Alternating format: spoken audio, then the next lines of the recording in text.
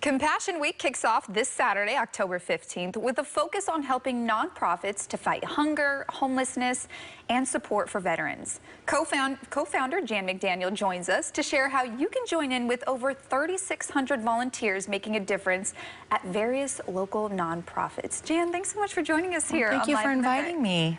First and foremost, what is Compassion Week? What can we learn from Compassion Week?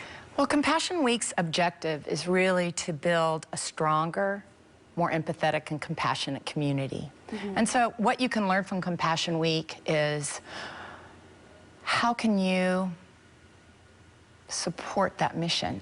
And I think during COVID, especially the past 2 years, people have really had a hard time interacting with other people and re-entering the community. And I think Compassion Week's all about giving you an opportunity, you as an individual, regardless of your age, your ability, or even what interests you, an opportunity to connect. And through that connection, you get to know people, you get to have a better understanding of what's happening in the local community.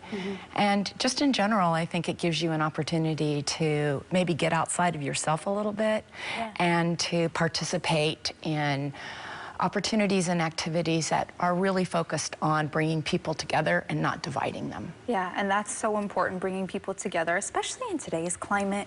We need more of that, more now than ever. But for you, when you think about when Compassion Week was first started, why was this something that was missing, in your opinion? Well, it started, it's really funny because it basically started one Sunday.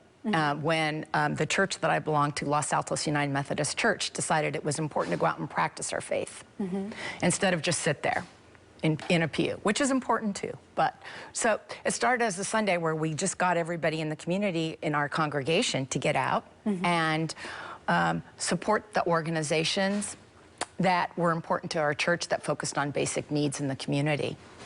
And after that one morning experience, it was like everybody loved it.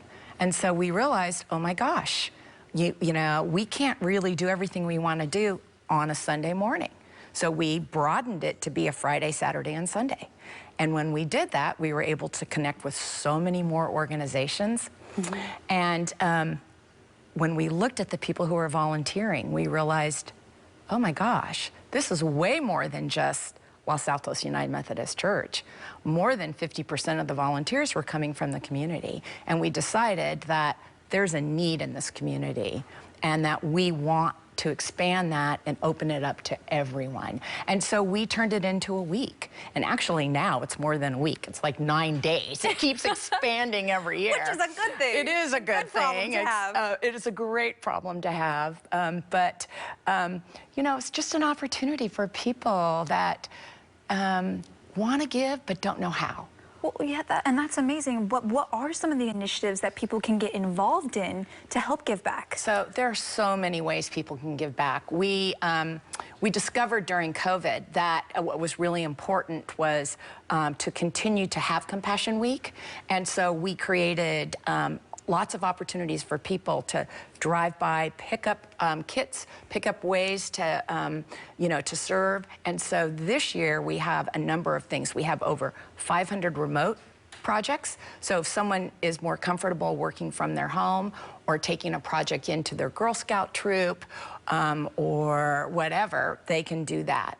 And those things involve everything from sewing to putting STEM kits together for teachers in underserved communities so that students can have opportunities to learn science, to making blankets that go out to homeless youth in the community, to writing cards that go to the veterans hospitals, that go on meal trays that just say, we haven't forgotten about you, you know, have a great day, to putting kits together, activity kits for seniors.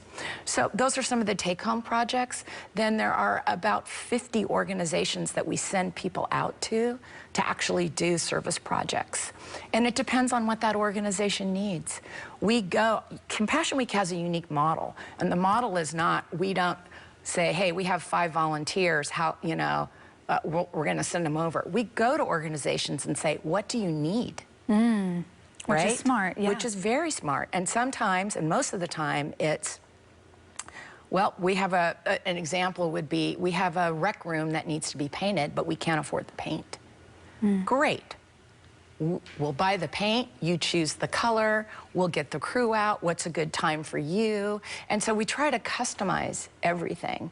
One of the big things we'll do this year is we'll be packing over 3,000 homeless kits. And these are kits that go out. I brought a sample of what they look like.